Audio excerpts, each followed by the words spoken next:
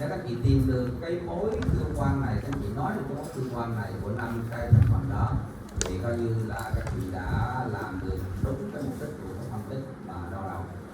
So, all the cephalometric analysis is a procedure designed to describe the relationship between these structures. Dạ. Thì tất cả các phương pháp đo đầu nó đều làm được một công việc, đó là tìm cái mối tương quan của 5 cái thành phần cấu trúc chức năng để cấu tạo nên cái phương pháp của mình. Dù phân tích nào cũng phải nói được cái tương quan của các thành phần này. Cephalometric analysis is just that, nothing less, nothing more. Dạ. Cephalometric phân tích đo đầu là như vậy đó. Phân tích đo đầu công việc của nó, mục đích của nó là tìm cái mối tương quan của 5 cái khối này với nhau. Và không nhiều hơn, cũng không ít hơn. Cái mục đích của nó chỉ có như vậy thôi. Which means if you already can identify the relationship of these 5 units without the cephalometric analysis, you don't need the cephalometric analysis. Rồi điều đó có nghĩa rằng nếu như bằng một phương pháp nào đó mà các chị đã biết được cái mối tương quan, cái quan hệ giữa 5 cái thành phần này lại với nhau thì các chị cũng chẳng cần phân tích đo đầu bằng phim gì hết, không cần phân tích phim đo đầu, vì có phân tích phim đo đầu cũng ra cái kết quả như vậy thôi. And this concept is most easily explained by the block diagram of each component. Dạ, thì để mô tả nó thì người ta thường dùng các cái chia thành 5 khối, vẽ cái đồ thị thành 5 khối như thế này. With this simplified Dạ. Thì cái này nó đây là cái đơn giản hóa cái một sơ đồ 5 lượng hóa, một cái đầu gồm có 5 khối và trong các cái mối tương quan khác nhau trong một cái của một vài tình huống mà chúng ta có thể thấy trong lâm sàng. you can find the component which is causing the discrepancy. Dạ, thì các chị sẽ thấy những cái thành phần mà nó tạo ra các cái sai lệch. And in here, just maxillary dentition is making problem. Dạ, thì trong cái hình ở giữa hàng trên, trước hết là tôi xin nói thưa với chị là cái hình ở bên đây như bên trái màu xám đó là chuẩn đó. Cái hình ở giữa hàng trên đó là nó cho thấy là cái răng xương hổ hàm trên vô ra trước.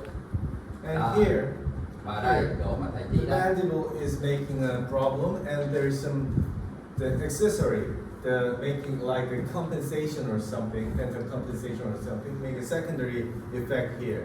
Dạ, và cái hình góc dưới bên tay phải mà thầy chỉ đó, nó có cái vấn đề là cái trục trặc ở cái xương hàm dưới và hai cái khối răng hàm trên răng hàm dưới nó cũng là lệch lạc, mà lệch lạc phụ theo và theo một cái cách là nó cố gắng nó bù trừ cho cái sự lệch lạc của cái xương hàm.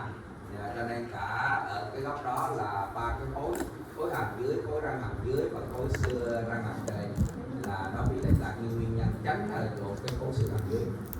Ok. The original purpose of cephalometric was the research on growth pattern in the craniofacial complex. Dạ, cho nên cái mục tiêu của phân tích cephalometric đó, lúc ban đầu nó mới ra là nó giúp cho nghiên cứu sự tăng trưởng của các phức hợp sọ mặt. But it became clear that cephalometric radiograph could be used to evaluate the dental facial proportion and clarify the anatomic basis for the malocclusion. Dạ, nhưng mà sau đó người ta mới thấy rằng là mình có thể tận dụng cái phương pháp cephalometric để nghiên cứu cá nhân, mình tìm cái đặc điểm của tương quan răng và mặt của một cá nhân cụ thể. Còn cái nghiên cứu đầu tiên là nghiên cứu sự phát triển sọ mặt, đó là nghiên cứu để ra cái kiến thức chung cho nhân loại là con người mình tăng trưởng như thế nào.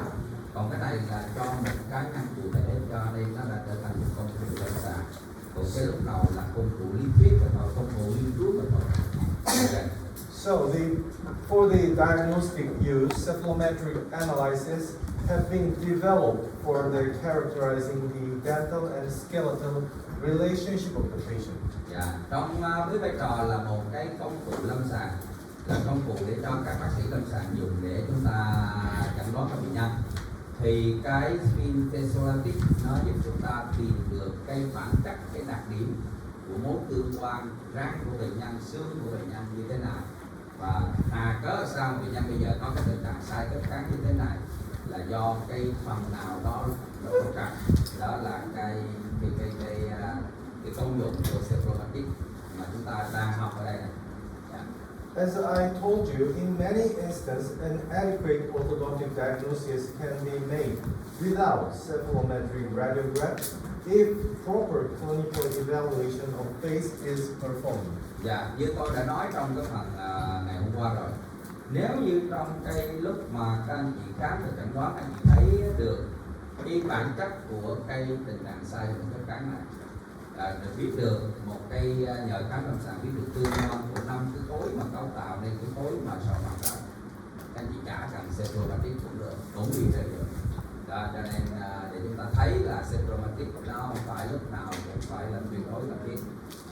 If the patient has a class 1 skeletal relationship and balanced profile and just some crowding, then this patient may not actually benefit from the cephalometric analysis. Nếu như bệnh nhân đã có một cái khuôn mặt rất là cân đối về chiều phía sau, tức là dạng mặt thẳng, và có khuôn mặt cân bằng theo chiều trên dưới nữa, và lúc đó mình biết được bản chất và đèn xương nó ok, còn cái răng của nó chúng ta cũng biết được bản chất của nó, thì lúc đó có thêm cái phim cephalometric cũng chẳng có lợi thêm gì cho bệnh nhân. And do you remember this patient yesterday? She has a very severe crowding.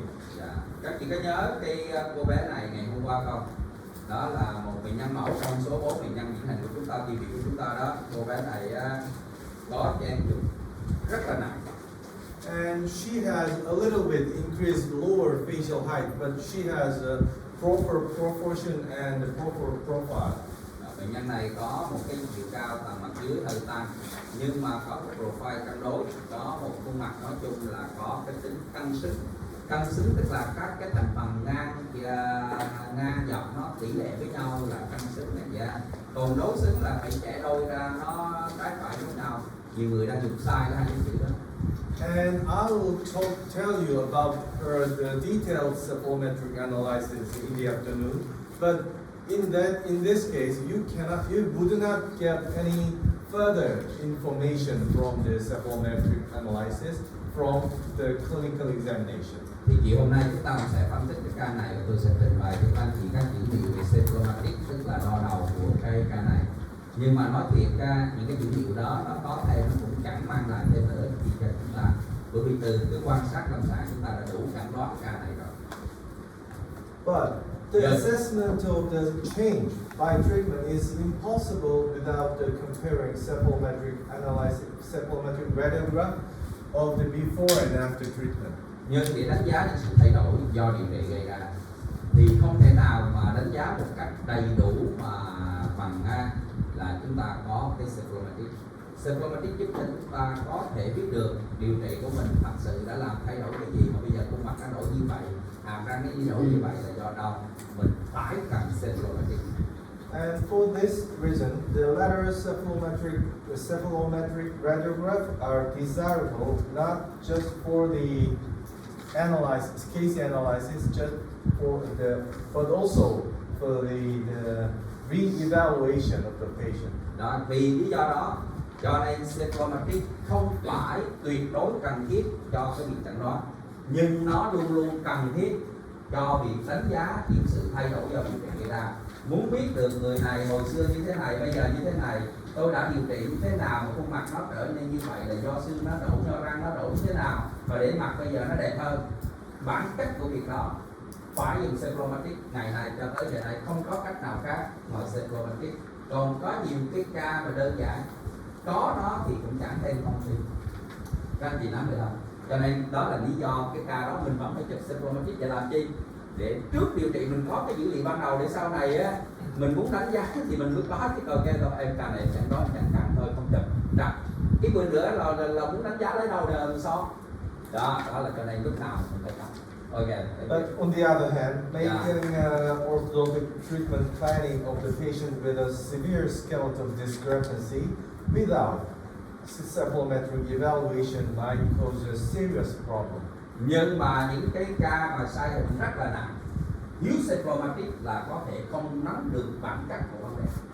Cho nên cái ca này mà nói em không cần symptomatic này vẫn là cách điều trị được là coi chừng là nhiều thiếu sót, mình phải cần. Which means you cannot identify the true degree of the discrepancy just with a clinical examination. Yeah. You know that there is some problem, but Yeah. you cannot know. You don't have any idea about the details. Dạ. Nếu như những cái ca này á, mình khám lâm sàng nghĩ mình cũng có được ý niệm là nó sai ở đâu, nhưng mức độ nó như thế nào, bản chất như thế nào mình không thể có được chi tiết của những cái đó nếu mình không có symptomatic. Như vậy các anh chị thấy nếu có cái câu trắc nghiệm mà symptomatic luôn luôn cần để chẩn đoán thì câu đó đúng là lệch đặt cái này, nhưng mà luôn luôn cần trong điều trị bệnh nha vì sao mình cần phải đánh giá. Ok, nhưng mà ca này là ca luôn luôn phải cần phải chẩn đoán mới được, còn không thì khám lâm sàng chỉ sơ thôi chứ không thể biết được chi tiết. Ok. The malocclusion is a result of interaction between jaw and tooth position. Dạ, thì cái khuôn mặt của bệnh nhân nó là cái kết quả của nó để nó thể hiện ra chúng ta một khuôn mặt mà trình với thế giới là do đâu, là sự tương tác của các cấu trúc là xương của răng mà có thể là của mô men nữa. Ba cái đó mà mỗi thứ nó đâu một chút thì nó làm cho cái khuôn mặt của chúng ta trình diện với thế giới nó sẽ khác. Ok. So the kind of analysis is not important. There's no superior or inferior analysis. Every analysis telling you about the relationship between the skeletal unit and dental unit, Yeah. and every analysis has some the pros and cons, and with some additive measurement, you can some back up the main major supplementary analysis. Cái phân tích đo đầu không có phân tích nào là ưu việt hết mà cũng không có phân tích nào là dở hết. Cái mục tiêu của symptomatic là biết được bản chất mối tương quan của 5 cái cột đó với nhau, 5 cái khối đó với nhau. Ai trả lời được cái bản chất đó thì là được. Cho nên có những phân tích nó nói được cái này tốt, có phân tích nó nói cái này xấu, và mình có thể mình lấy những cái thông số khác nhau để mục đích cuối cùng mình cũng trả lời được là cái nào là nhô, cái nào là lùi, cái nào là lớn, cái nào là nhỏ so với cái bình thường, phải không? Cho nên các anh chị phải hiểu được như vậy. Khi chúng ta đi ra ngoài đời thấy anh này dùng phân tích này, anh kia dùng phân tích kia, mình chê, mình nói phân tích của anh dùng sai, thật là sai.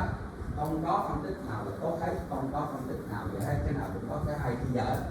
Và mình ra bản chất của vấn đề là biết được tương quan của 5 cái đó. Nếu ai mô tả được thành phần nào của phân tích mình mô tả được cái đó một đó thì mình lấy cái đó mình xài. Ok. Yeah. Let's see an example. This is the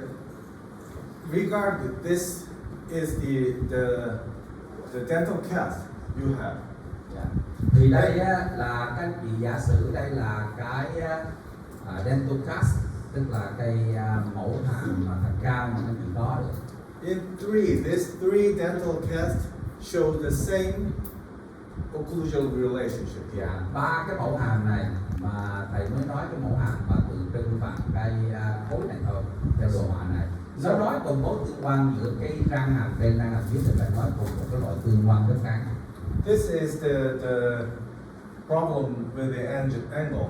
And Angle think that he have the model, he can get every information, but it is not, because this identical occlusion may arise in different skeletal pattern.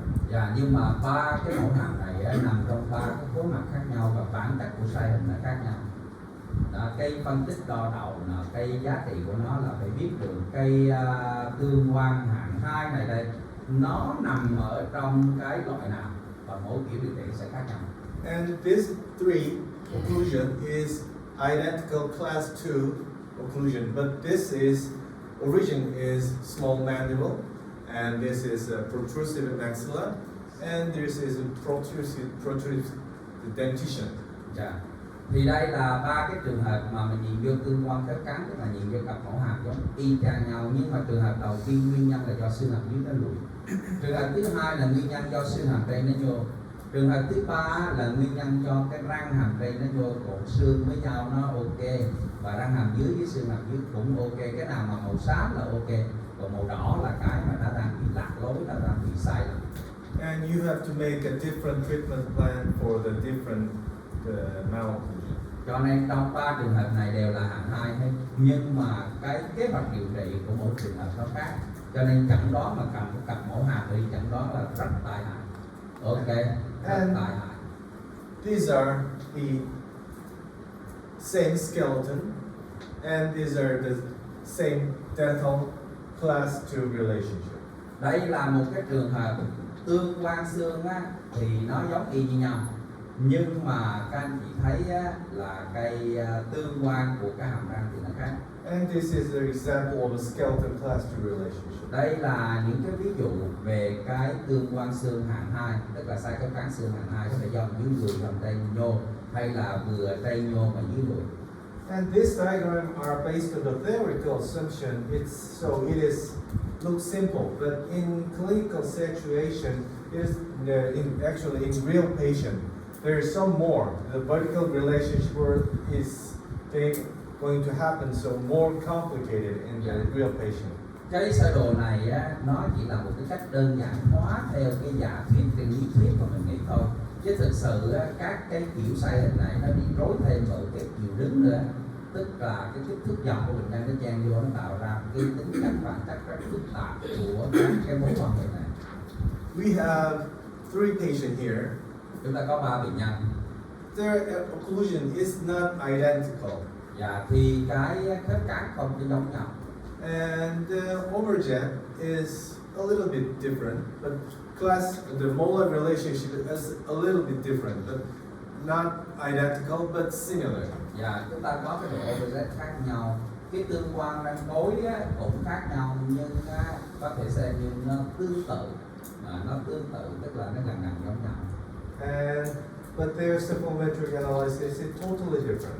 Nhưng mà cái phân tích supplementary, tức là cái tương quan theo cái đo đầu của bệnh nhân nó hoàn toàn khác nhau. Let's see first case. And Chúng ta lấy cái ca đầu tiên, tức là she only have a half class 2 canine relationship here. Và bệnh nhân có một cái tương quan hạng 2, chỉ có nửa múi thôi, nửa đơn vị thôi. And more than half class 2 canine relationship here. Và hơn nửa múi ở bên tay trái, nửa múi bên tay phải. Increase the overjet. Overjet tăng. No crowding. Không có cái chèn chung. And her face is like this. Và khuôn mặt của bệnh nhân thì như thế này. She has a living competency and convex profile with through chin. Và bệnh nhân có cái convex profile, tức là mặt lồi và cái lùi. Cái profile thì lồi cầm lùi. We haven't studied the details of the supplementary measurement. Let's just see the flows here. We'll talk about the details later, but she has a class 2 skeletal relationship and a normal vertical relationship and some dental compensation here. Dạ, thì các chị chúng ta chưa học chi tiết về những cái này, nhưng mà ý về muốn nói này là từ cái phân tích psychometric của bệnh nhân này thì chúng ta thấy bệnh nhân là hạng 2 và cái chiều đứng thì ok, và các cái răng thì nó hơi bị lệch lạc, nó nghiêng ra phía trước. She has excessive maxilla and the retruded mandible. Và bệnh nhân có cái sự hàm trên thì phát triển quá mức, tăng cường quá mức, còn hàm dưới thì lùi. No vertical discrepancy. Không có vấn đề hoàn thiện chiều đứng, tức là chiều trên dưới chiều dọc cho bệnh nhân ok. And let's see the second case. Và đây chúng ta xem cái ca thứ hai. Similar, half class 2, half class 2, and the increased overjet. Cái hạng 2 minor nửa crowding. múi, hạng 2 nửa múi có cái overjet. How about her face? Còn khuôn mặt của bệnh nhân như thế nào? She has mild protrusion, but she has competently. Và bệnh nhân có cây sai khớp cắn và nhưng môi thì lại đủ năng lực, tức là vẫn thư giãn, vẫn khép lại. She has a mild hypodivergent facial pattern and skeletal class 2 relationship with a mild maxillary excess. Và bệnh nhân có cái là giảm phong kỳ, tức là mặt cắn đó. Tương quan răng có tương quan xương thì hạng 2, nhưng mà ngay răng thuộc loại là giảm phong kỳ. No vertical problem, no dental problem, không có cái vấn đề về sự Just- của xương, không có vấn đề về răng, just minor chỉ sagittal problem. chỉ có cái vấn đề theo chiều trước sau nhẹ thôi. And how about this one? She has Và cô bệnh nhân này thì sao? also mild, very mild, almost class 1. Và bệnh nhân có cái Mild viêm class răng rất là nhẹ, And- gần như hạng một trên khối theo chiều trước sau. Mild crowding. Và cái chen chúc nhẹ. How about her face? Dạ. Và cái trường hợp này thì sao? She has convex profile, lip Và protrusion, cái lip convex profile incompetency, và and có deficient cái cheek. đủ năng lượng của môi. And she has hyperdivergent facial pattern and maxillary vertical excess and mandible deficiency. Và bệnh nhân thì chúng ta có cái tình trạng là xương hạng 2, chiều đứng thì là tăng, tức là tăng phân kỳ, tức là mặt dài, răng và cái mô mềm đều cũng đặt thấy, các chị thấy đỏ lồi lom hết, tức là cái chỉ số nó đều là ngoài chuẩn. So this patient has a vertical discrepancy. Đây là bệnh nhân có cái bất hài hòa về chiều đứng về xương, tức là cái xương, cái khung xương nó mở, mặt nó dài đó. As you have seen in these three cases, patient would have totally different condition with a similar occlusion, Yeah. and that is why clinical examination and supplementary are needed for the diagnosis. Dạ, thì cho nên ba bệnh nhân này nếu nhìn trong cái khớp cắn thì tương tự với nhau. Dạ, tắt cái đó giùm tôi. Thank you. Và cái nhưng mà cái nằm trong ba cái khung xương khác nhau, cho nên cái cách điều trị và cái nguyên nhân của cái vấn đề nó khác nhau. Cho nên nếu như chỉ trong cày vào khám lâm sàng thôi là không được. Okay.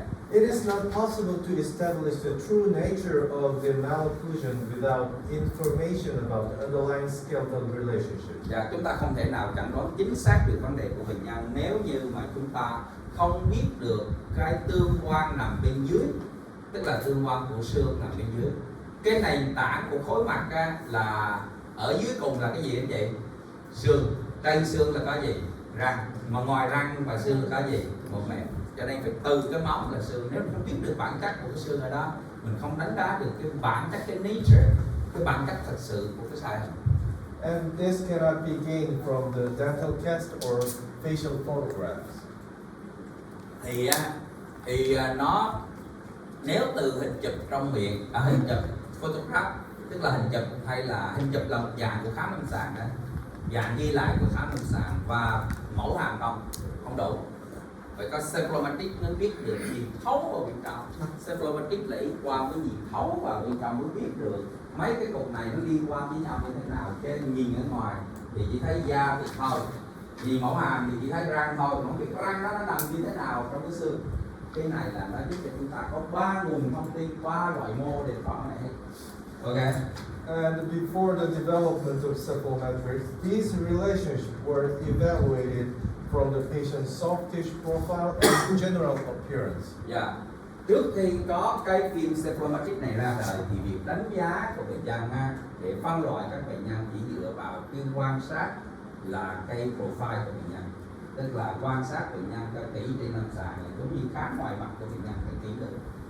And supplementary analysis in modern usage provide more details about the dental and skeletal relationship. Dạ, cho nên symptomatic nó đã giúp cho chúng ta có biết được rất nhiều chi tiết mô mềm như chúng ta nhìn ở bên ngoài bây giờ khẳng định là trên symptomatic. Cái đó nó nằm như thế nào ở trong cái cục xương ở trên và nó liên hệ với mô mềm như thế nào, mình biết được cả ba thứ đó nhờ cái X quang này. Ok, X quang có tính chuẩn hóa này. But the important thing is supplementary analysis is not the decisive one. Dạ, nhưng mà những cái thông tin của symptomatic nên đừng xem nó là một thông tin có tính chất quyết định. I recommend you to think about the supplementary, regard supplementary analysis as a supplementary data. Dạ, tôi muốn các anh chị xem symptomatic như là một cái nguồn thông tin bổ túc, chứ đừng có bao giờ lấy symptomatic nó làm cái quyết định cuối cùng cho cái điều trị của mình. Most important diagnostic information is obtained from the clinical examination. Cái thông tin quan trọng nhất là từ cái lâm sàng chứ không phải từ symptomatic. Symptomatic như là một công cụ nó phụ thôi. And so the role of the supplementary analysis is in the diagnosis as a supplementary one, but the most important role of the supplementary is evaluation of the treatment effect. Mình nghĩ rằng cái quan trọng nhất của symptomatic là cái để giúp chúng ta đánh giá được sự thay đổi. Đánh giá sự thay đổi do điều trị, muốn biết được đánh giá thay đổi do điều trị phải có symptomatic thôi. Còn chẳng đó có khi cần nó nói thêm được, có khi nó cũng không thêm được. And this one is not substitute with any other method. Nhưng mà cái symptomatic không thể nào thay thế được bằng bất kỳ cái nào khác. Khám lâm sàng là cái phải có một symptomatic, không thể thay thế được. We have the clinical research and we know that there is some improvement, but we do have no idea which movement has which degree of the improvement. In that kind of information is only obtainable from the supplementary supervision. Các chị điều trị một ca, các chị trên lâm sàng các chị thấy thay đổi, nhưng mà các chị không biết được cái sự thay đổi đó do cái gì chúng ta đã tạo ra trong khi chúng ta dùng kỹ thuật, chúng ta dùng cơ học, chúng ta dùng cơ khí. Chỉ có symptomatic mới trả lời cho chúng ta câu hỏi đó. Bữa nay cái mặt của bệnh nhân nó bớt khô hơn là do đâu? Do cái xương nó đổi, hay do cái răng nó đổi, hay do cái gì? Chỉ bằng symptomatic mới có được. Thì giờ chưa có cách nào khác cho thế đâu. And change by the patient growth also cannot be obtained with any other data, diagnostic data. Những sự thay đổi do tăng trưởng là bây giờ không đứa bé là tăng trưởng. Trong cái sự tăng trưởng đó thay đổi cái gì? Không thể nào biết được cái bản chất từ tuổi này đến tuổi kia hay trong quá trình điều trị của mình tăng trưởng nó xảy ra là do đâu.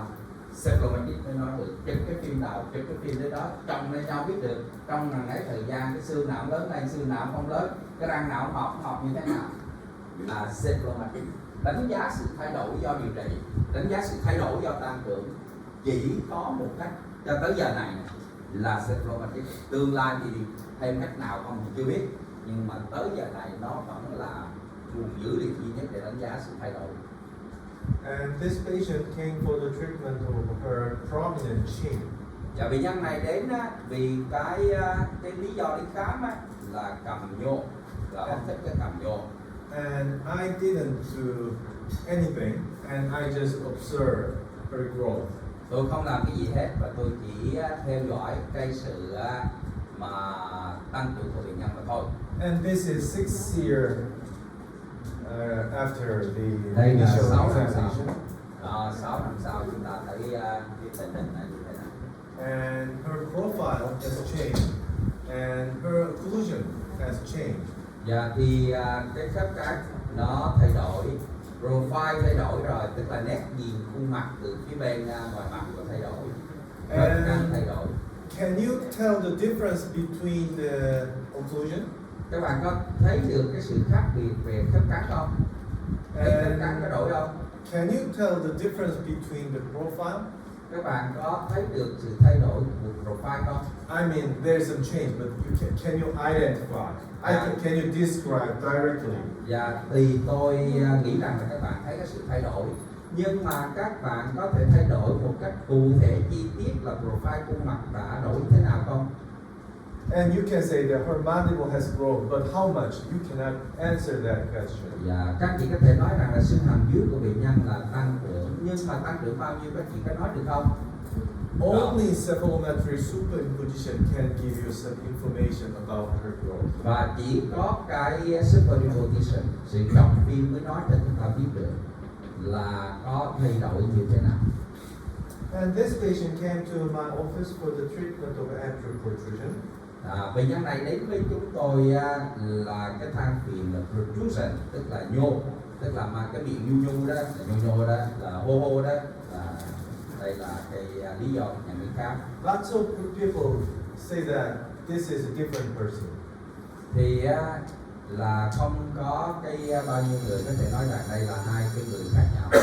Actually, I used this picture for the consultation with my patient, and some of them say that this is different person, but this is the same person. Và khi mà tôi lấy cái hình ảnh này tôi cho các cái khách hàng của tôi các bệnh nhân mới của tôi xem về cái ca này, có nhiều người nói và tôi không nghĩ đây là hai người cùng There is một. a huge change, but what make this huge change? Có một sự thay đổi rất là lớn của hai cái hình ảnh này, Only nhưng mà superimposition. làm sao biết được nó thay đổi cái gì mà tạo ra hai cái khuôn mặt nó khác nhau như vậy. Only Trong khi superimposition trong can khi give you chúng ta some. mới biết được, That, trong khi chúng ta mới biết được. And in growing patient, treatment effect and growth of the patient are combined. Dạ, thì chúng ta thấy là những cái sự thay đổi đó nó có thể được xác định ra khi chúng ta định nghĩa ra khi chúng ta có được cái trọng điểm. This patient has a mild crowding and a little bit clathery tendency here. Và bệnh nhân này có một cái chen chúc và nhẹ nhẹ và có một cái sự bất hài hòa, tức là cái tương quan của các hàm trên hàm dưới nó lệch nhau. This is her final conclusion. Đây là cái kết quả cuối cùng của bệnh nhân. It took 3 years for me to make this conclusion. Dạ, thì là cái cho tôi 2 năm mà để tạo ra được một sự thay đổi tất cả như thế này. Can you believe that? From here to here, 3 years. 3 năm, các chị có nghĩ rằng là từ đây đến đây là phải mất 3 năm không? But her face have changed like this. Nhưng mà cái khuôn mặt của bệnh nhân thay đổi như thế này đây. Is anyone can tell me what happened to her? Và nhìn vô khuôn mặt này, các chị có thể nói cho tôi biết điều gì xảy ra với cô này không? Actually, even I was very disappointed with this case before I make a superimposition. Và ngay cả với tôi nhìn lâm sàng ca này, bản thân tôi cảm thấy rất là thất vọng với sự thay đổi. There's some minor change, but I cannot tell the exact difference. Và có một cái sự thay đổi nhưng mà tôi cũng không nói được là sự thay đổi đó nó nằm ở đâu. Như thế nào? And the conclusion is actually for me is disappointing for the 3-year treatment. Dạ, thì cái này là sau 3 năm điều trị nó tạo ra được cái sự thay đổi này. And this is what happened Đây during là her những gì treatment. nó đã thực sự xảy ra. Actually, I barely maintained her anterior incisor relationship. Và tôi là hầu như không thay đổi được cái tương quan kề răng cửa của bệnh nhân. But this is what really happened in her mandible. Đây là cái điều thật sự xảy ra đối với hàm dưới của bệnh nhân. I distalized her dentition like almost I think almost half cusp, more than half cusp. Dạ, thì tôi đã di được cái hàm răng cối răng cửa ở bên đường bệnh viện răng cối là có thể di được là gần như là nửa múi. And this was the unexpected residual growth of the mandible. Và đây là một cái sự tăng trưởng của hàm dưới mà chúng ta không ngờ đến mà nó đã xảy ra, đó là sự tăng trưởng mùng. Cái này nó đã lớn rồi nhưng mà hàm dưới nó vẫn tăng trưởng mượt mà. So there was a considerable growth of the mandible and a corresponding distalization of the mandibular dentition compensated the skeletal change. Dạ, như vậy là có một cái sự tăng trưởng tiếp tục của xương hàm dưới. Cái này đã mốm rồi mà xương hàm dưới nó tăng trưởng cho nên nó càng mốm, nhưng mà nhờ cái đó nó được bù lại là do chúng tôi đã di được tốt cái răng hàm dưới ra sau. And that's why the supplementary diagnosis is important for the orthodontic treatment. Đó là lý do tại sao cephalometric nó là một cái rất quan trọng cho bệnh nhân. Cephalo là đầu, metric là đo, metric là có chữ mét trong đó đó. Mét là cái công cụ để chúng ta đo. And the supplementary analysis is performed in 3 steps: the tracing of the supplementary radiograph, finding supplementary landmark, and compared with the reference group. Dạ, thì cái tiến trình mà mình phân tích cephalometric nó đi qua 3 bước. Bước đầu tiên là mình phải vẽ nét cái phim.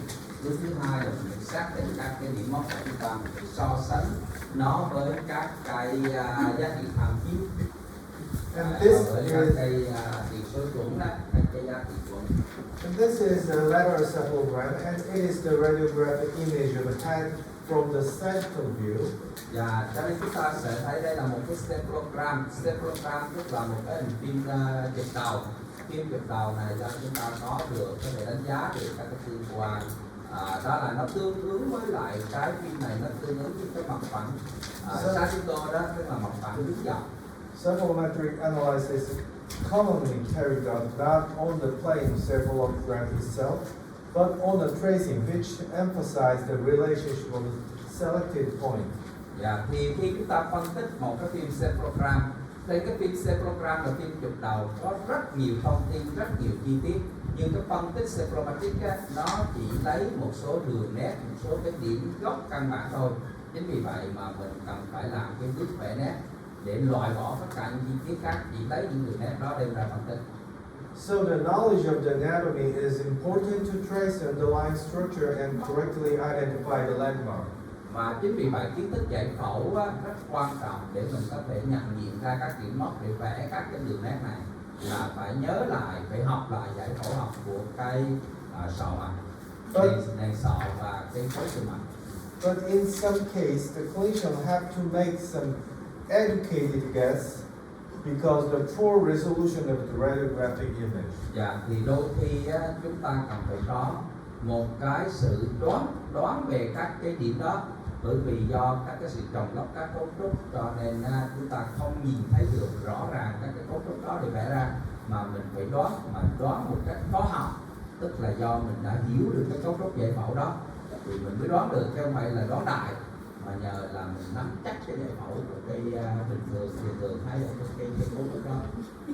So before any attempt are made to trace a cephalometric film, the clinician should become thoroughly familiar with the gross anatomy of the head. Cho nên trước khi mà vẽ phim cho tốt thì người dùng phân tích ở chúng ta cần phải ôn lại giải phẫu học của các cấu trúc xương mà nó có thể nó dính dáng với cái điểm mốc của chúng ta một cách là nắm chắc thì chúng ta mới vẽ được tốt được. Actually, the cephalometric film is the shadow of the three-dimensional structure. Thì các cái những gì mà ghi nhận ở trên phim đó chính là cái hình ảnh hai chiều của một cái cấu trúc ba chiều. Cho nên cái tấm phim của chúng ta đó là cái sự hình chiếu, hình ảnh ghi lại của hai chiều. To remember, it is just a shadow, not the real. Cho nên nhớ rằng là cái đó nó chỉ là cái shadow, đó là cái bóng thôi, chứ nó không phải là cái là hình ảnh thực sự. The study with a dry skull, so would be the helpful in identifying the various bony landmarks. Và việc học với cái giải phẫu học với lại cái giải phẫu học, cái sọ khô là rất quan trọng để các chị biết được những cái điểm mốc giải phẫu đó nó nằm thực sự ở trên cái sọ như thế nào. So if you have any skull model in your clinic or in your home, in your school, and you can study the cephalometric analysis with a skull, and that will help. Thì nếu như các chị có một cái sọ khô hay là một cái mô hình sọ mà là cái tài liệu học giải phẫu là một cái sọ bằng dừa mà nó giống như giải phẫu tài liệu học tập thì nó rất hữu ích cho anh chị để chị học cái điểm mốc đó trước khi anh chị học cephalometric. So, as I told you, it is important to recognize that the three-dimensional structure is making two-dimensional shadow, and it means we are looking at the outline of actual structure in cephalometric. Thì như tôi đã nói là một cái cấu trúc ba chiều thật sự nó được chuyển thành viên tí thành một cái shadow, một cái bóng của cái cấu trúc đó. Cho nên việc học các cái đường viền của các cái cấu trúc đó là một cái rất là quan trọng. There are a lot of structures in here. They are overlapping in the cephalometric film. Có rất là nhiều cái cấu trúc, rất nhiều cái điểm nằm trên các cái cấu trúc này và nó làm cho cái việc nhận diện ra cái điểm đó, xác định được cái điểm đó trên cái tấm phim là nó rất là khó khăn vì nó chồng lấp với nhau. Furthermore, they are bilateral structures. Và hơn nữa có những cái cấu trúc nó có hai bên, nó đối xử nó có từ hai bên. So, like this, I have 5 fingers, but it's overlap like this, which I mean I have 10 fingers like this. Dạ. Lucky, if you are lucky, you have seen this image, but Dạ. actually there's some magnification issue. Actually, like you will see like this. Dạ. Ví dụ như chúng ta có hai cái bàn tay, trên đầu của chúng ta cũng có những hai cấu trúc bên trái bên phải. May mắn á, thì các cấu trúc đó nó chồng nhau, khi chúng ta chụp cái phim á, thì nó thành có một hình thôi. Cho nên 10 ngón tay á, chụp lên cái phim nó thấy có 5 ngón thôi. Do hai cái bàn tay chồng nhau thì dễ. Nhưng mà do cái góc độ chụp cũng như do cái độ phóng đại, có khi chúng ta thấy cả 10 ngón, thì làm sao để chúng ta xác định này, thì lúc đó nó phức tạp.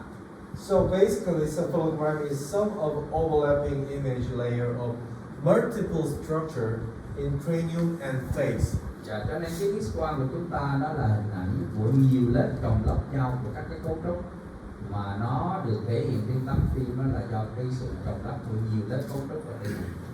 So it shows a lot of anatomical structure of head and neck, including cranium, maxilla, and mandible. Dạ, cho nên ở đây chúng ta có rất là nhiều cái điểm mốc mà của cái nền sọ, xương hàm trên, xương hàm dưới, xương rồi răng hàm trên, răng hàm dưới. The problem in cephalometric is it shows too much information for us. Cái vấn đề á, là cephalometric á, là do nó đưa qua cho chúng ta quá nhiều thông tin, cho nên là chúng ta nhìn vô cái cephalometric chúng ta thấy loạn luôn, bởi vì nó quá nhiều thông tin Which we do not use. Dạ, và trong số đó có những cái thông tin mà mình không có dùng được gì hết. So, among the whole structure overlapping here, you are selecting useful structure like this. Dạ, thì trong số nhiều cái cấu trúc cũng có thể xuất hiện trên cái phim cephalogram này, tức là phim chụp đầu này, chúng ta chỉ chọn ra những cái cấu trúc mà chúng ta nghĩ hữu ích cho cái việc chẩn đoán của chúng ta mà thôi. And this structure would give you some useful information. Thì những cái cấu trúc này á, nó cho chúng ta là cái hữu ích. And then use angle and distance between the landmark of the tracing to Yeah. evaluate the relationship between the structures. Và đây á, và những cái đường và đường thẳng và những cái góc do tạo bởi đường thẳng nó giúp cho chúng ta có những cái chỉ số để chúng ta có thể là mô tả từ các chỉ số đó, mô tả các đặc điểm của các cấu trúc. But still there's too many measurements because there are so many analyses exist. Và cho nên chúng ta thấy có quá nhiều cái phân tích nó tồn tại, cho nên nó làm cho cái chúng ta thấy nó rất là phức tạp. And a small set of these measurements is chosen to compare the specific patient to normal individual. Và cho nên những cái con số, những chỉ số này, những số đo này chúng ta có thể so sánh với những cái chuẩn thì để giúp cho chúng ta biết được cái đặc điểm của cái cá nhân đó.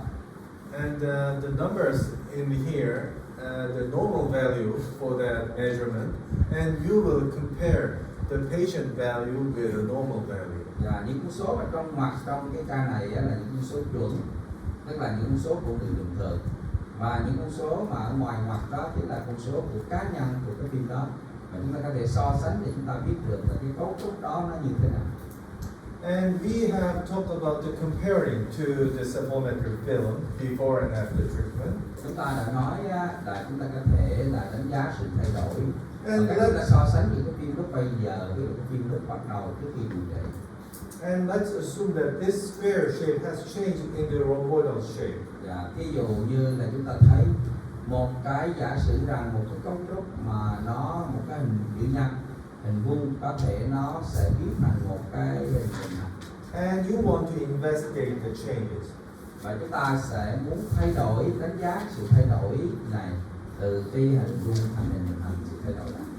And in order to determine the relative position, size, and the change in size, you have to establish what will be measured and where the measure will start and end.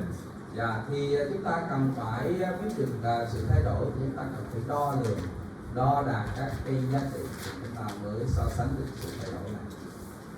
And there must be some agreement among the people where and how the object will be measured, and how to interpret the measurement for the proper diagnosis and treatment planning. Dạ, chúng ta cần phải biết được cái cách mà so sánh các cái điểm đó, cũng như là nói lên cái sự diễn dịch của những cái sự thay đổi đó, tức là lập luận cho cái interpret, tức là phiên dịch đó, tức là phiên giải các cái dữ liệu đó để biết được là sự thay đổi bản chất nó xảy ra là như thế nào. And it was not easy to describe the change between the square to the rhomboidal shape, but how about this irregular shape? Dạ. Thì là chúng ta rất là đôi khi có thể biết được cái sự thay đổi của các hình dáng đó, nhưng mà những cái phép đo lường nó có thể giúp chúng ta làm được cái chuyện đó. And this measurement and the landmark are the agreement between the orthodontists in the world. Dạ, thì những cái sự thay đổi mà trong cái phân tích đó đã được các bác sĩ chỉnh nha trên khắp nơi trên thế giới là công nhận và đồng ý với những cái cách mà phân tích. And if you make a measurement and if you do the analysis, and that will be accepted by other people. Dạ, thì nếu chúng ta thấy được những có một sự đồng thuận giữa các mọi người về các cái điểm mốc, những các cái số đo mà được nhiều người công nhận. And to measure the length, width, or height, the 2 points should be selected for the measurement. Để đo một cái khoảng cách giữa hai đường thì chúng ta cần phải có 2 điểm. And these measurements, this point, are called landmark. Dạ, những cái điểm mốc đó người ta gọi là landmark, những cái điểm đó gọi là điểm mốc, hay là còn được gọi là điểm chuẩn. Tiếng Anh thì chỉ có một điểm thôi là landmark. Land là đất, mà mark là cái đánh dấu đất, tức là cái điểm mốc. The landmark should be well-defined point that can be reliably identified. Dạ, thì những cái điểm mốc là những cái điểm mà mình cần phải được nhận diện ra, xác định ra. And this point should have a relationship with other landmarks that indicate growth or treatment effect. Dạ, thì những cái điểm mốc này dùng để chúng ta đánh giá những cái sự thay đổi của các cái cấu trúc do điều trị về hoặc là do tăng trưởng gây ra. And most of the orthodontists are using the distal analysis program, so maybe only few people would do the hand tracing now. Thì hầu hết các cái bây giờ thì người ta sẽ vẽ phim bằng máy tính, và vẫn còn một số người họ vẫn thích là vẽ bằng tay. And all of you may already use the digitizing program, so you can get the various measurement data with a simple click. Actually, it is difficult to get an acetate film these days. Yeah. Do you have seen any acetate film cephalogram? I think I haven't seen that for a while. In Vietnam still, we can still have. Yeah. You said if you don't have the X-ray in your clinic, you may have it printed out. Yeah, at the X-ray center. Okay. Thì thầy nói là bên Hàn Quốc bây giờ mình đi kiếm cái phim mà in bằng acetate cũng như cái phim nhựa của chúng ta hơi khó. Thì Việt Nam thì vẫn còn ha. Cần Thơ thì không biết sao, chứ Sài Gòn vẫn còn. Nếu ở ra ngoài trung tâm Mỹ Quan thì vẫn có thể nhận được cái tấm phim in bằng cái phim nhựa đấy. Bên cạnh cái dữ liệu hoặc là đỡ cho chúng ta bằng cái dữ liệu số thì họ vẫn có đưa cho chúng ta cái bản phim nhựa. Nhưng mà chắc có lẽ cái mình nó cũng sẽ tiến tới cái chỗ đó thì mình đi sau các cái nước tiên tiến khoảng 5 năm 10 năm. But if you input the incorrect landmark, the resultant data would not be trustable. Dạ, nếu như chúng ta sẽ chỉ dựa vào các cái điểm mốc, you not be rely on the landmark.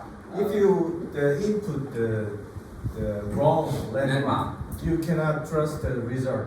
Dạ, nếu chúng ta chọn cái điểm mốc mà sai thì chúng ta không thể nào tin cậy vào cái kết quả mà cái phim nó nói chúng ta được. Cho nên việc xác định cái điểm mốc rất là quan trọng. So to input correct landmark, you should have the ability to find the structure which include that landmark. Dạ, thì để xác định điểm mốc đó đúng thì các chị phải có cái khả năng nhận diện cái cấu trúc giải phẫu đó đúng ở trên cái tấm phim, tức là cái điểm đó trên cây sọ của bệnh nhân là như thế này, thì qua phim nó phải là cái gì, các chị phải xác định chính xác thì cái phân tích của chị mới đúng được. So the hand tracing of the cephalogram is still meaningful in this digital world. Và trong thế giới mà chỉnh nha, trong thế giới mà digital, trong thế giới mà tất cả đều chuyển động qua cái kỹ thuật số, thì việc mà vẽ bằng tay nó vẫn còn có ý nghĩa, vì vẽ bằng tay á, nó có thể là mình dùng cái khả năng của mình để mình chấm cái điểm đó đúng. But real tracing using a lightbox is so inconvenient and image quality of the acetate film is relatively poor. Và cái việc mà chúng ta vẽ cái phim trên một cái hộp đèn để dội ngược ánh sáng lên, và cái chất lượng của cái phim acetate á, thì nó không có tốt bằng cái chất lượng của cái phim số này này. And today we are going to train your skill with a printed copy. Thì chúng ta cần phải là rèn luyện cái kỹ năng của chúng ta để nhận diện cái điểm móc đúc. And after that, after you have finished the tracing, you can compare the tracing with a template. Thì chúng ta sẽ sau khi mà chúng ta luyện tập và vẽ cái phim này thì chúng ta sẽ so sánh với cái bản mà chuẩn mà thầy đã vẽ. And after that, you will draw the line by yourself and measure the numbers for the analysis. Và sau đó thì chúng ta phải tự vẽ các cái đường này, đo đạc các chỉ số và đem là dùng các chỉ số đó để chúng ta phiên giải, để chúng ta tự phiên dịch cái chỉ số đó để nó nói được cái bản chất của các cái cấu trúc đầu mặt. Actually, these days, you digitize in a program the numbers and the result of the analysis coming up in front of you, so you don't have to do anything. But actually, a lot of people do not know what the angle, what the number is made of, but which line and which line. Thì bây giờ á, chúng ta chấm các cái điểm vô trên cái máy tính á, chúng ta cần cái phân tích gì đó, chúng ta nhắm vào cái đó, sau khi số ra các cái dữ liệu. Có nhiều người thậm chí không biết cách đo cái đường đó nó đo từ đâu đi đâu nữa. Nếu như chúng ta không học từ cái căn bản nền tảng là cái góc này do đường nào gây ra, ta tạo ra, và đường đó nó đi từ cái điểm nào đến điểm nào, là có khi chúng ta không hiểu được cái bản chất của nó. At least you should know the meaning and the location of the measurement. Ít nhất là các chị phải biết được cái ý nghĩa của từng cái phép đo đó là từ đường nào, góc đó là từ đường nào, đo làm sao. Rồi sau này mình không cần là nhờ dùng đó nữa, mình nhờ máy tính nó đo cho mình cho nhanh, nhưng mà mình phải biết được bản chất nó là từ đâu đến đâu. And many cephalometric and landmark are based historically on anthropometry, the study of the skull. Thì ở đây chúng ta thấy là nghiên cứu cái sọ để cho chúng ta thấy được là các cái điểm mốc này. And some skeletal cephalometric landmarks are internal to the skull, whereas others are surface landmarks. Có những cái điểm mốc là nó nằm ở trong các cái cấu trúc bên trong của cái sọ mặt, có những cái điểm mốc nó nằm ở bề mặt các cái của các cấu trúc ở bên ngoài bề mặt. And some are medial or in the center of the skull, whereas others are bilateral. Có những cái điểm mốc nó nằm ngay ở đường giữa và nó chỉ có một điểm thôi, nhưng mà có những điểm mốc nó nằm ở hai bên, cho nên chúng ta có những cái điểm mốc. And radiographic identification in any of this area can be complicated because of the overlapping soft tissue and skeletal structure. Thì cái việc mà chúng ta có một số cái điểm mốc chúng ta khó nhận diện ra, bởi vì nó chồng lấp rất là nhiều cấu trúc, rồi nó bị chồng bởi chính cái lớp mô mềm bên ngoài, cái da thịt bên ngoài đó, cái nhiều nó cũng đi vào trong cái phim, nó cũng được là cái phim nó ghi nhận, cho nên nó chồng quá nhiều cấu trúc làm cho chúng ta khó. And common mistake, very common mistake made by the beginner is to trace the film as it appears. Thì một cái sai lầm là của nhiều người là chúng ta nhìn thấy là tracing là vẽ các cái phim như là chúng ta thấy. And if you draw the line as it appears, there will not be any straight line. There's a ziggling line like this. Thì chúng ta thấy có những cái đường mà chúng ta vẽ có thể là không phải là cái đường thẳng, nó là cái đường mà nó ziggling, nó hơi là góc điệu. Because some landmark, the margin is not clear. Dạ, bởi vì chúng ta thấy có một số cái landmark, một cái điểm nó không có rõ ràng. The tracing of the lateral film is not a simple procedure of drawing the line as it appears. Dạ, cái việc mà vẽ phim á, nó không phải đơn giản là vẽ các cái đường như là nó xuất hiện ra. Tracing is a finding the landmark based on the anatomy. Dạ, tức là cái tracing là việc mà vẽ lại các cái điểm mốc nhờ cái hiểu biết về giải phẫu của mình. Because the structure in the skull are overlapped in the lateral cephalogram, so if you draw the line as it appears, you will trace the irrelevant structure. Dạ, cho nên á, có khi những cái điểm mốc đó mình vẽ những cái đường đi qua các cái cấu trúc đó, có thể nó ra những cái đường mà nó không có phù hợp, nó không có đúng bản chất. So you have to find the landmark Dạ, các vị phải tìm được cái điểm mốc with your scientific knowledge. với cái kiến thức khoa học của mình biết á, là chỗ này nó hơi mờ, nhưng đúng đó là cái điểm mà mình cần tìm. Based on your knowledge of the anatomy. Và mà chúng ta muốn biết được xác định nó đúng á, là nó dựa trên cái kiến thức của quý bác sĩ về cái giải phẫu học.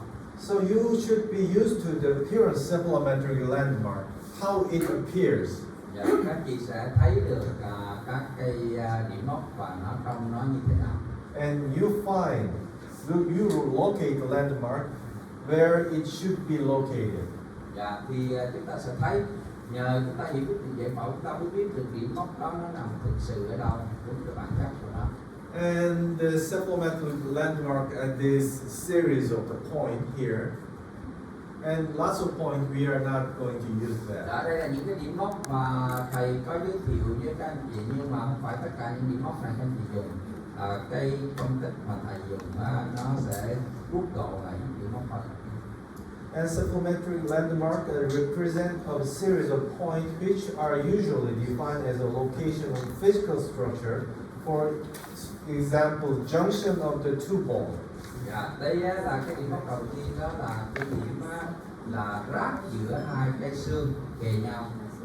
Like here, frontal bone and nasal bone, the Đó là junction. điểm giữa xương mũi với lại xương trán. Cái điểm giáp đó ngay ở đường giữa, đó là điểm nasal. And sometimes extreme point here, anterior point, most anterior point, and most posterior point. Hầu hết là đây là cái điểm mà nhô ra thứ nhất, điểm nhô ra thứ nhất của đầu. And sometimes construct a point such as the intersection of the two lines, Dạ, thì like here. chúng ta sẽ có một cái điểm mốc, nó được vẽ là cái sự giao nhau của hai cái điểm mốc mà nó của hai cái đường thẳng, và cái sự giao nhau điểm đó là điểm não, điểm nằm ở ngoài. And for the proper diagnosis of the supplementary film, you have to take the supplementary film in the patient with a proper position. Dạ, cho nên chúng ta cần phải có được một cái vị trí đúng để chúng ta đánh giá cái cũng như điểm chụp vị trí đánh chuẩn. So before tracing, proper alignment of head should be evaluated. Dạ, mọi người là vẽ phim để có cái bước điều chỉnh là làm cho cái đường mặt phẳng mà cái phẳng nằm ngang đó, nó nằm ngang với cái tờ giấy của chúng ta điều chỉnh cái góc độ. If the patient lean forward like this, the angle is changed. Nếu như mà một người đó họ có cái tư thế đầu như thế này thì cái mặt phẳng của họ, mặt phẳng các cái mặt phẳng khác ở hình dưới nó cũng bị ảnh hưởng theo. In that kind of position change can cause the surface geometry change and affect the reliable identification of landmarks. Và cho nên chúng ta cần phải có được một sự nhận diện đúng đắn và cái gọi là của các cái điểm mốc, kiên định của các điểm mốc. like I said, most anterior point or most innermost point or something, and there's a curvature, and if you change the position, the curvature point is changed, and the landmark is changed. Dạ, thì ở đây chúng ta có cái tư thế đầu đúng rồi, chúng ta vẽ các cái đường đó, những cái đường đó là những cái đường viền, và chúng ta thấy đây trong các tình trạng này cái độ dốc của cái mặt phẳng nhai nó khác, cho nên làm cái tương quan của các cái hầm này nó khác. Các chị còn phải có được cái kỹ năng này. And A point, and for example, A point on the anterior outline of maxilla and B point on the anterior outline of mandible. And with the leaning forward the head, the point will be changed in vertical position. Cho nên chúng ta thấy là cây này, cây tương môn trong môn có thể bị đổi với cây tương môn Geometrically, red dot is a landmark in the curve and it can change position. The head is rotated. This Yeah. is 5 identical red dot here, and the curve is changed here. Thì chúng ta thấy là khi đổi cái tư thế đầu thì có thể là nó làm cho các cái cốt đốt nó có thể xuất hiện trên phim, nó không bị đổi được. So I made a vertical line and pointed the innermost point here. There's a lot of change here. Dạ, thì ở đây là có những cái tư thế của cái cặp này. So the head position is so important. They have to. Head position is important. Dạ, cho nên cái tư thế của đầu khi chúng ta chụp cái phim nó rất là quan trọng. And submetric landmark can be grossly classified into 3 groups according to their location. Dạ, Cranial. cái điểm mốc submetric có thể nói chung chia thành 3 nhóm tùy theo vị trí và cái cấu trúc mà mình dùng nó để đánh giá. Let's start with the landmark and cranium. A cranial base divides the bony face from the cranium and is used to compare the position of each part of face to the cranium. Dạ, thì chúng ta thấy là đầu tiên hết thì chúng ta nói đến cái nhóm điểm mốc ở cái nền sọ. Đó là những cái điểm mốc sọ là điểm mốc đầu tiên. So this is a baseline. Đây là baseline. From there, you can compare the position of maxilla and relative position. Dạ, từ đây chúng ta sẽ có thể là so sánh cái vị trí của cái xương hàm trên. In cephalogram, the cranial base consisted of several bones of cartilaginous origin, ethmoid, sphenoid, and occipital bone. Và trên cái theo giải phẫu thì cái nền sọ nó được cấu tạo bởi các cây xương, Which are xương not chẩm, xương bướm, xương sàn, xương trán. Đó là những cái xương đại dương, đó là những cái cấu trúc xương mà nó góp phần tạo nên cái nền sọ. And these bones are not familiar with the clinical dentistry. Dạ. Và cái này nó giống như trong cái nhà khoa lâm sàng nói chung thôi. You should remember 4 landmarks in the cranium: the nasal, sella, corion, and Bayesian. Ở đây sọ các chị nên nhớ 4 cái điểm mốc: sa, nason, sella, bason và corion. Let's start with the Bayesian. And depending on the definition, the most anterior portion of the suture between the frontal bone and nasal bone is included in the anterior cranial base. Dạ, cho nên thì cái điểm mà nối giữa cái điểm nason và giữa cái xương mũi và xương trán ở ngay đường giữa và đường đầu tiên của xương khớp và giữa xương trán xương mũi đó, điểm đó là điểm nason. So most anterior portion of the frontal nasal suture is called nasion. Dạ. Thì ở đây thì chúng ta có một cái đường khớp ở đây giữa xương trán với xương mũi, chúng ta có cái đường khớp. In dry skull, this point is nasion. Dạ. Thì ở trên sọ cô Junction between the frontal bone and nasal bone. Dạ, nó giữa cái xương trán với lại cái xương mũi. The suture is located in the junction of the radial pack and radiolucent region here, like notch here. Dạ. There's a line here, the radiolucent line here. Và chúng ta có một cái đường khấu quang ở trên cái khối cảm quang đó, cái đường khấu quang đó để nó ngắn tuổi nhỏ, đó là một cái dấu tích. Còn lại của So find the radiolucent notch or fissure here. Thì tại sao chúng ta có cái radiolucent để thấu quang mà không theo giống như cái bản cắt cao nhỉ? In CT view, the lesion appears like this, and in the tracing, in the hand tracing, lesion Yeah. is expressed like this. Thì ở trên cái sọ thật á thì chúng ta thấy cái cấu trúc của cái điểm nằm ở chỗ đó, nhưng mà trên cái phim thì cái cấu trúc là ở chỗ đó, ở chỗ này này. Next, the landmark is sella. Cái bước kế tiếp là sella. There is a bony structure called the sella turcica on the superior part of the spinal bone. It contains the pituitary gland. Thì có một cái cấu trúc mà mình gọi là cái vốn tiếng Yên, mà đúng là tên tiếng Anh nó là sella turcica, là yên Thổ Nhĩ Kỳ. Nó giống cái yên ngựa của mấy ông Thổ Nhĩ Kỳ á. Cho nên cái cấu trúc ố tiếng Yên đó nó chứa đựng một cái tuyến, đó là cái tuyến yên. Its name is originated from the Turkish saddle. Thì cái tên nó lấy từ cái yên của người Thổ Nhĩ Kỳ. Sella là yên, turcica là tiếng Latin của cái Thổ Nhĩ Kỳ, xứ Thổ Nhĩ Kỳ á. And the anterior and posterior bony extensions surround the circular space in which the pituitary gland is located.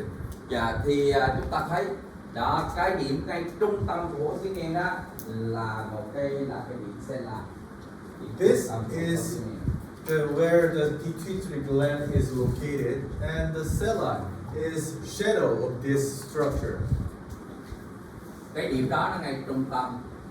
Nhìn bên tay phải là chúng ta nhìn cái sàn sọ từ trên xuống dưới, cắt cái não ra, cắt cái hộp sọ, bỏ phồn sọ ra, nhìn xuống bên này là nhìn từ phía bên.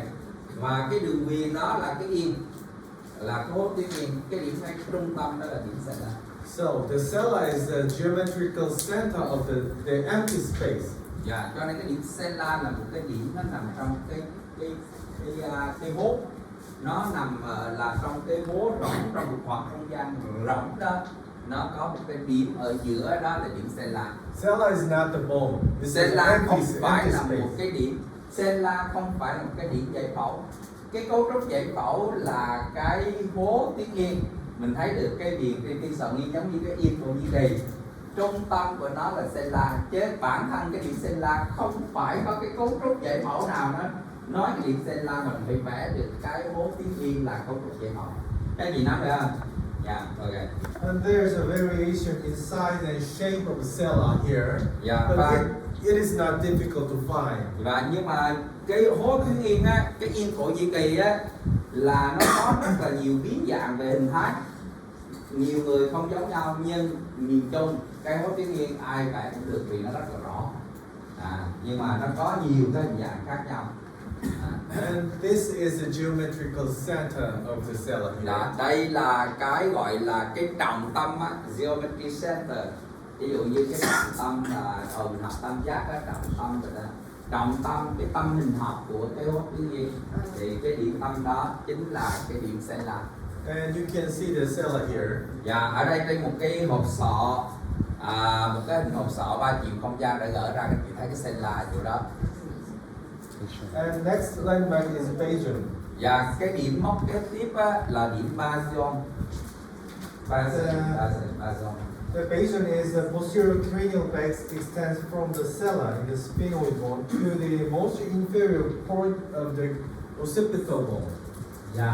Thì cái điểm Bajon á, nằm trên một cái đường ở cái bờ sau á, ở cái mỏ nghiêng sau á, các anh chị sẽ thấy á, trên cái nền sọ của mình nó có một cái đường nó rất là thẳng, khá là thẳng. Cái đường đó là cái dốc này, và cái dốc này đó là nó bắt đầu bằng cái xương bước và nó đi tiến xuống để nó thấy phần đầu của xương cằm, và nó chấm dứt ở cái đầu của cái lỗ lớn xương cằm. Và trên cái viên sọ nghiêng nó là cái điểm nhọn của cái hình tam giác, thì bờ dưới của nó chính là cái bụng của cái chẩm, rồi đi lên đó bụng của xương bước, nó đến xương bước đó. Cái là giải phẫu học nó như vậy, thì các anh chị phải chấm được cái điểm đó là điểm Bajon. Nó có tên là Bajon là bởi vì nó là cái nền cái chẩm. Ok, the most inferior point Đó of là cái the điểm thấp nhất. occipital bone is called major. Điểm thấp nhất á, chỗ cái phần mà mình thấy được của phần nền xương chẩm trên phim đo đầu, đó là điểm bastion. In rear skull, the Yeah. occipital bone is like this. Đó, thì trên cái sọ thì cái điểm đó nó như vậy. Most anterior point of the foramen magnum here. Cho nên trong một cái lát cắt sọ ở đây á, thì chúng ta thấy đây là khối tuyến yên và đây là cái mỏm yên sau. Nó có một cái dốc, nó giống như cái dốc, người ta gọi là dốc nền sọ, được clipwood xuống đây. Chỗ này là thuộc về xương bước mà chỗ này là xương chẩm. Và tới đây là hết, chỗ này có cái lỗ lớn xương chẩm để não bộ nó chuyển thành tủy sống. Thì cái điểm này nếu nhìn từ cái hố tuyến yên ở đây thì cái xương chẩm của mình là xương độc đó, nó có cái lỗ ở giữa ngay trung tâm, cho nên cái xương chẩm của mình ở đây, còn phần này là xương bước. Chỗ này có cái rãnh, có khớp bước chẩm mà mình không có thấy được, nhưng mà mình phải hiểu nó. Điểm này đó là điểm bastion, cái gì nắm được không? Cho nên các anh chị nếu như muốn hiểu cái này sâu xa về học là giải phẫu ha, không phải là không phải thùa nghe thiệt á. Cô còn học mà. Then the radial boundary of the spino-occipital complex in the median septal plant can be easily found in the radiograph here. Đây là cái đường viền đó, đường viền của đó mình rất là dễ thấy, nó là một cái đường cản quang, nhưng mà mình phải hiểu về giải phẫu học. Đây là cái mỏm yên sau anh chị này, đây là ố tuyến yên, có cái mỏm yên trước nó thành cái mỏm yên sau, nó thành một cái dốc này xuống đây, và cái dốc này đó tới đây là cái lỗ xương chẩm này, cái điểm tận cùng đó. Từ đó ở dưới này là cái bụng dưới của cái xương chẩm, cho tới đây thấy xương chẩm lên xương bướm, và cái này là cánh lớn xương bướm, các chị phải vẽ được cái đường đó. Ok, And the last one is a CT image of the Bayesian, and the right one is the hand tracing of the Bayesian. Thì bên này á, là cái hình ảnh CT của cái điểm Bayesian, và đây là cái hình ảnh vẽ tay ở trên cái tấm phim cephalogram mà lúc đó chúng ta vẽ tay. Last landmark in cranium is Orion. The most superior point in the external auditory meatus is called Orion. Và có một cái điểm nữa là điểm Orion, là điểm ở bờ trên của cái lỗ ống tai ngoài. Ống tai của chúng ta cũng có cái đầu phía trước là ống tai ngoài, và tút ở trong não chúng ta là cái ống tai trong. Thì bờ trên của ống tai ngoài là điểm Orion. Để giúp các chị dễ nhớ cái chữ là Orion là lỗ, porous là lỗ, Bastion là nền, là bas là đáy, Sella là yên, còn cái chữ gì nữa? Nasion là mũi. Đó, Nasion là mũi, vì đó là phép trắng mũi. Để dễ nhớ các cái chữ tiếng Latin. Ok. And external auditory meatus appears on the lateral cephalogram as a circular or oval-shaped radiolucent posterior to the clavus. Đây các anh chị, trên cái sọ của mình á, chúng ta có cái lỗ ống tai ngoài, bờ trên của nó là đây. Đó là trên cái sọ của mình, Orion. You know, the Orion is outer landmark, and the Bayesian is inner landmark. So you can see here and here, but it is actually distance, very distance. Vì chúng ta có đây là cái phim cephalo của chúng ta là cái saddle hai chiều 2D của một cấu trúc 3D, cho nên chúng ta có cái điểm này là điểm Bastion, nhưng kỳ thực điểm đó một điểm mà ngay đường giữa, còn cái điểm Orion của chúng ta là hai cái ống tay hai bên, là chúng ta vẽ lên chúng ta thấy đó. Và nhưng mà nó cái bề dày cái gì này có một khoảng cách từ cái điểm Bastion đến cái điểm Orion, nó có một cái khoảng cách chiều này, mà chiều này thì không có gì trên phim cephalo mình nó không có, vì mình sẽ hai chiều là chiều trước sau và chiều trên dưới thôi. Chiều này chúng ta không ghi nhận được trên cái phim cephalo. Các anh chị nắm được chưa? Okay. And actually the Orion is here and Bayesian is here. Thì nếu theo cái chiều ngang thì cái điểm Bastion nó nằm ở đây nè, và cái điểm Bastion nằm ở đây. So as I told you, it is not the it is the overlapping of three-dimensional structure. Như thầy đã nói, cái phim của chúng ta là sự chồng lấp của nhiều lớp cấu trúc, mà theo cái chiều này, nhiều lớp cấu trúc, chính vì vậy nó làm chúng ta khó. And readily visible anterior boundary of the mastoid process continues in an S shape into the suprameatal pit spine and then connect with the radiopaque zygomatic process. Và chúng ta sẽ có một cái là cái cấu trúc mà nó sẽ có cái điểm cái lỗ ống tay nó đi cùng với cái xương. And this is a mastoid process, Đây là and this cái is the mastoid process. zygomatic process. Đây á, là cái phần này nó chồng lấp bởi cái xương gò má, và ở đây là cái mỏm chấm của cái xương thái dương. Đó. So actually like this, Đó. mastoid process Đó. and the zygomatic process. Cho nên cái điểm Boreum của chúng ta là ống tay ngoài, và chúng ta có ở đây là cái cung gò má. Cung gò má nó có cái mỏm gò má của xương thái dương và mỏm thái dương của xương gò má nó gặp nhau. Cái đó nó nằm ở bên trên của cái Boreum, và cái anh này ảnh là một phần của cái xương thái dương, và xương thái dương nó có cái mỏm chấm. Mỏm chấm là mastoid process, đó là cái mỏm nó giống như cái nấm vú. Mastoid là vú, nhưng mà mấy thầy dạy phẫu mình chụp là chấm, nó giống như chấm câu, chấm cây câu á, cái trái câu gì đó, cho nên nó mastoid process. Mình hiểu các cấu trúc đó thì mình mới dễ vẽ được. Actually, landmark porion is difficult to locate because the image overlapping, and there are some clinical tips to locate the porion.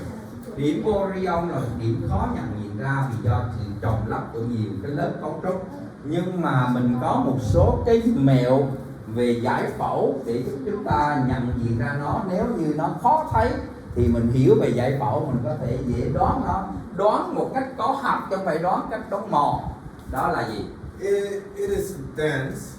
Dạ, đây là mỏm răng của đốt sống C2, C1 đây, C2 ở đây thì nó có một cái mỏm nó giống như cái răng, người ta gọi là mỏm răng. And dense is relatively easy to define. Yeah. And this is a basion. And basion is relatively easily defined. And the dense,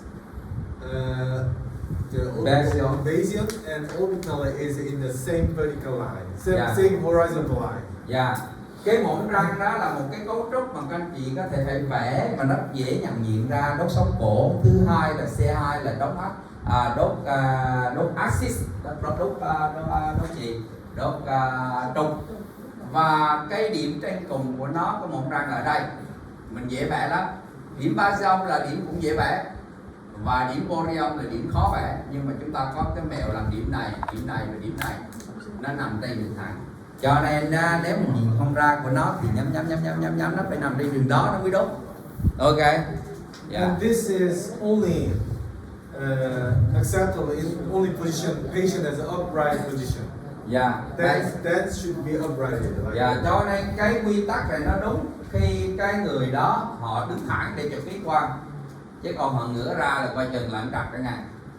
Cái đốt sống cổ mình nó chuyển động ra, cho nên cái quy tắc này đúng khi nó đừng ở trên một đường thẳng, khi cái người đó cái mụn răng nó thẳng đứng. And this is just a clinical tip, not the absolute value. Cho nên cái đó chỉ là một cái gợi ý, một cái tip, chứ còn cái quy tắc đó mà nói rằng là em phải vẽ cái đường này trên đúng cái đường này, ông thầy mới nói là không đúng. Nó là một cái manh mối để lỡ mình vẽ không ra thì mình ngồi đó mình đoán, chứ không phải là bắt buộc cái điểm đó nó phải nằm trên cái đó. Anh chị nắm được không? I'm just still telling you they have a tendency.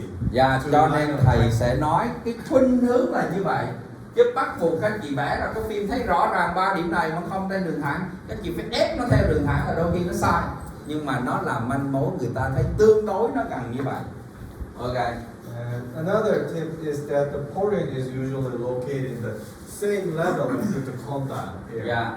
Một cái manh mối khác nữa là cái điểm Boreum nó thường ngang với cái bờ trên của lồi cầu. Nếu mình không ngó ra được cái điểm Boreum á, thì mà vẽ ra được cái bờ trên của lồi cầu thì độ cao của nó ngang đó. Các anh chị thấy độ cao mình biết được theo chiều trước sau mình biết được đi theo cái đường này, thì lỡ mình không thấy thì sao? Mình chấm hai cái đó là mình đoán được cái nằm ở chỗ đó. Trong trường hợp cái điểm đó nó không có rõ. Ok. But the problem is condyle is another structure to hard to define. Dạ, nhưng mà cái manh mối này là manh mối dỗm. Bởi vì cái điểm lồi cầu nó còn khó thấy hơn nữa. Mình không nhìn ra cái điểm boreal, mình trông vô lồi cầu, mà lồi cầu thì lại khó, nó mờ mờ hơn nữa. Thì làm sao mà tựa vô nó được? Cho nên đó là cái điều hơi nghịch lý. Nhưng mà cái quy tắc đó để mình đương với nhau. Mình thấy lồi cầu rõ thì mình rõ này, mình thấy này rõ thì mình rõ lồi cầu. Ok. So we have seen the anatomic landmark of the cranium. Như vậy là đó là những cái điểm mốc của nằm trên cái sọ. We will continue with the maxillary landmark after the break. Chúng ta sẽ đi qua các cái điểm mốc của cái hàm trên sau giờ giải lao. And 10, 15, right?